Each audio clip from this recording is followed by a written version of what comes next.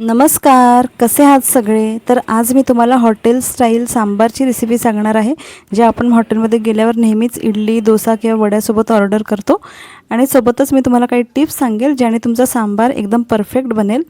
चला तर मग लगेचच सुरुवात करूया. तर सर्वप्रथम इथे मी 1 कप तुरीची डाळ घेतलेली आहे. ही तुरीची डाळ मी अर्धा तास अगोदर भिजत टाकलेली होती. बघू शकाल इथे अर्धा तासानंतर डाळ छान थोडी भिजलेली आहे. आता आपण यामध्ये चवीनुसार मीठ अर्धा चमचा टाकून घेऊया, अर्धा चमचा हळद टाकून घेऊया आणि ही डाळ कुकरमध्ये आपण छान 4 शिट्ट्या येईपर्यंत शिजवून घेऊया. छान 4 शिट्ट्या येईपर्यंत शिजवायची आहे. तोपर्यंत आपण फोडणीची तयारी करून घेऊया. कढईमध्ये 3 मोठे चमचे तेल घालून घ्यायचे आहे. तेल गरम झाल्यावर अर्धा चमचा मोहरी घालून घेऊया, अर्धा चमचा जिरे घालून घेऊया आणि अर्धा चमचा इथे मी मेथीदाणे घातलेले आहे. खूप छान चव येते सांबारला मेथी दाण्यांनी. आणि इथे मी लाल सुक्या मिरच्या टाकलेल्या आहेत 3. इथे मी 1 कांदा चिरून घेतलेला होता उभा. कांदा शक्यतो उभा चिरा, खूप छान चव येते. आता इथे 2 हिरव्या मिरच्या बारीक चिरलेल्या घातलेल्या आहे. आता इथे अर्धा चमचा आलं लसूणची पेस्ट घातलेली आहे. आता छान 1 मिनिट छान परतवून घेऊया आपण व्यवस्थित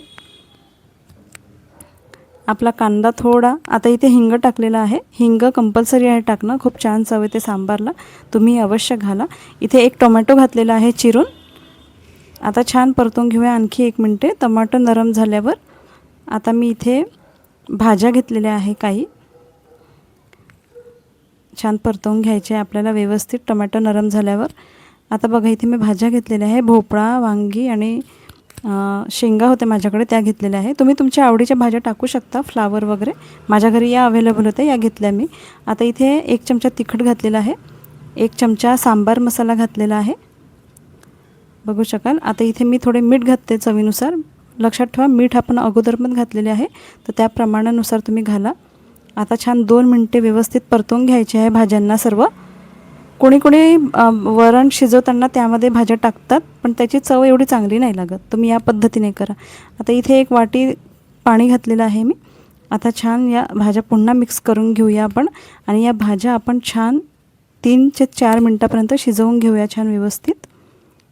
4 मिनटे शिजवून घेऊया.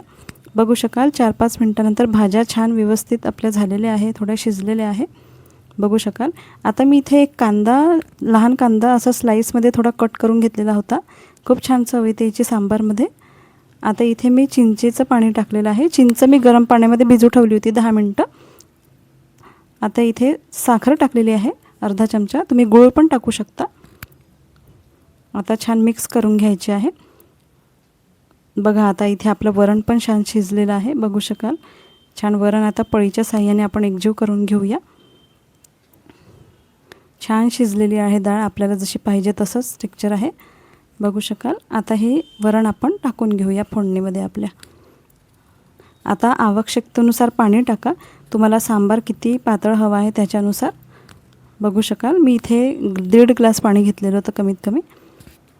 छान टाकून घेतलेलं आहे. मिक्स करून घ्यायचे आहे आता व्यवस्थित. छान मिक्स करून घ्या छान व्यवस्थित. आता छान कोथिंबीर टाका वरून आणि छान गरमागरम इडली किंवा डोसा सोबत सर्व करा. एकदम हॉटेलची चव येते, खूप टेस्टी बनतो, नक्की ट्राय करा आणि मला कमेंट्स करून सांगा.